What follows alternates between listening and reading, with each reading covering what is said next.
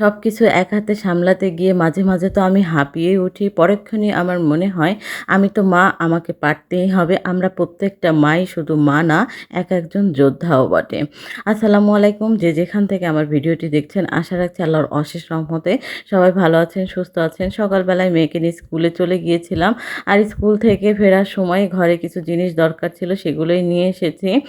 তো এই যে ব্রেড, তারপরে বাচ্চার জন্য চিপস, একটু টক দই নিয়ে এসেছি। কারণ মাংস রান্নার সময় টক দই না দিলে আমার কাছে মনে হয় যে মাংসটা সফট হয় না। আর আমি যেহেতু প্রেশার কুকারে সেভাবে মাংস রান্না করি না, এজন্য টক দই দিয়ে আমি মাংস রান্না করি। তারপরে একটু বিরিয়ানি মসলা, আর বিকালে মুড়ির সাথে খাওয়ার জন্য চানাচুর, মানে টুকিটাকি যা হয় আরকি সেগুলোই নিয়ে এসেছি। কলাও নিয়ে এসেছিলাম। তো এরপর হচ্ছে এখন ১২টা বাজে, রান্নার রুমে চলে এসেছি। খুব দ্রুতই রান্নাগুলো শেষ করতে হবে। বড় মেয়েকে কোচিংয়ে পাঠাতে হবে। তো এখানে হচ্ছে আমি মানে আমাকে ১:৩০টার মধ্যেই রান্নাবান্না শেষ করতে হবে। আর গুছিয়ে নিলে তো রান্না করতে খুব একটা সময় লাগে না।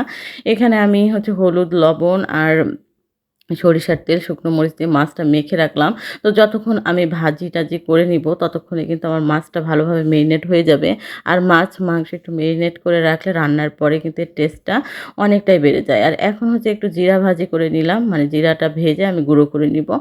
আর এরপর হচ্ছে আজকে রান্নাগুলো আমি একটু সরিষার তেলেই করব। এর জন্য প্যানের মধ্যে সরিষার তেল দিয়ে দিলাম। একটু পেঁয়াজ, কাঁচামরিচ দিয়ে এখানে আমি করলাটা ভাজি করে নিব। আর করলাটা আমি যখন কেটেছিলাম তখন লবণ পানির মধ্যে আমি করলাটাকে, আলুটাকে ভিজিয়ে রেখেছিলাম। তো এতে করে হয় কি, করলার যে তিতা ভাবটা এটা অনেকটাই চলে যায়, বাচ্চারাও খেতে যায়। তো ছোটোবেলায় তো এই করলা ভাজিটা একদমই পছন্দ করতাম না। আম্মু রান্না করলেই বলতাম, "আম্মু এটা রান্না করেছো কেন?" সেই অপছন্দের খাবারটাই এখন অনেক বেশি পছন্দের হয়ে গেছে। তবে আলহামদুলিল্লাহ আমার বড় মেয়ে এই ভাজিটা খুব পছন্দ করে। সবজি না খেলেও করলা আলু ভাজিটা সে বেশ পছন্দ করে। তো যাই হোক, ভাজিটা হয়ে গেছে, ভাজিটা নামিয়ে নিচ্ছি। আর ১ম এই যেটা বললাম, আমরা মায়েরা আসলেই একেকজন যোদ্ধা।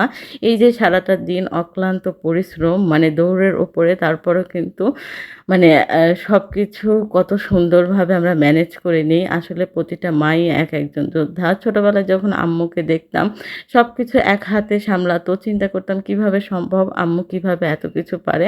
আসলেই মায়েরা সবকিছুই পারে।